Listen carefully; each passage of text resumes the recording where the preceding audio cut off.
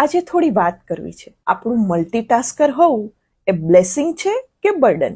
આપણું મલ્ટીટાસ્કર હોવું એ ગૌરવની વાત છે કે બોજની? આપણે હંમેશા બધાની કાળજી રાખતા હોઈએ છીએ. બાળકોની, પતિની, સાસુ સસરાની, માતા પિતાની, નોકરીની, બિઝનેસની, સમાજની, બધાની, અને બહુ ખુશી ખુશીથી, દિલથી. પરંતુ આ બધામાં એક મહત્વની વ્યક્તિ ક્યાંક પાછળ છૂટી જાય છે, અને એ છે આપણે પોતે. આપણે હંમેશા એ વાતનું ગૌરવ અનુભવતા હોઈએ છીએ કે we are multitasker, we are a backbone of our family, we are a super woman, જે કદી થાકતી નથી, કદી હારતી નથી, અને પછી દોડ્યા જ રાખીએ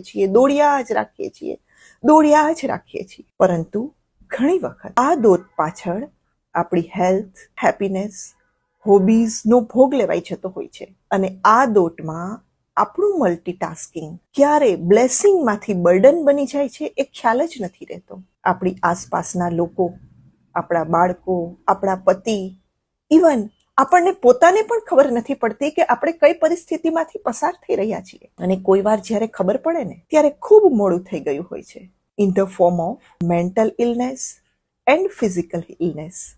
ડિયર વુમન, મલ્ટીટાસ્કિંગ એ સ્ટ્રેન્થ છે, પણ બેલેન્સ ઇઝ વિઝડમ. આપણે આપણી પ્રાયોરિટીને પણ સમજવાની જરૂર છે. આપણી હોબી, આપણા શોખ, આપણા સપનાઓને જીવંત રાખવાની જરૂર છે, અને તેમને પૂરા કરવા માટે હંમેશા પ્રયત્નશીલ રહેવાની જરૂર છે. આપણી મેન્ટલ હેલ્થ, આપણી ફિઝિકલ હેલ્થનું હંમેશા ધ્યાન રાખવાની જરૂર છે.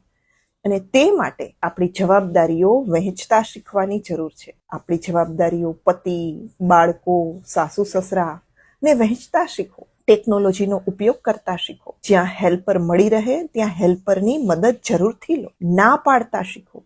તમારા પોતાના માટે સમય કાઢતા શીખો. તમારી હોબી, તમારા સપનાઓ ચોક્કસથી પૂરા કરો.